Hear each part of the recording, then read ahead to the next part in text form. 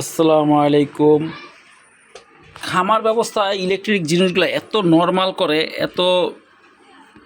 Normal করে যে এদের এই 2 টাকার জিনিসে এরা তো বেশি দামি না, এদের তো ভালো লাভ হয়, কিন্তু আমাদের তো অনেক ক্ষতি হয়ে যায়।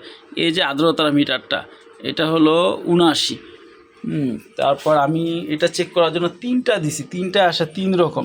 এটা হলো 76, এটা হলো 78, এটা হলো 51।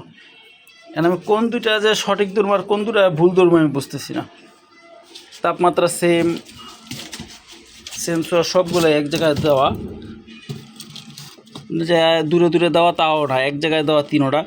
এই একটা 4টা 4 রকম দেখায়।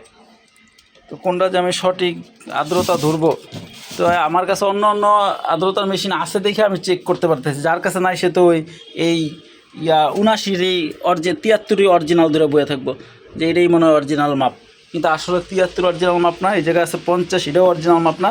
মেবি এই দুইটা অরিজিনাল মাপ, মেবি, আমি তাও শিওর না। আমার কাছে আরেকটা আর্দ্রতার বড় মেশিন আছে, ওইটা দিয়ে আমি চেক করবো। যদি ওটা তো যদি সেম দেখায়, এই যে এইটার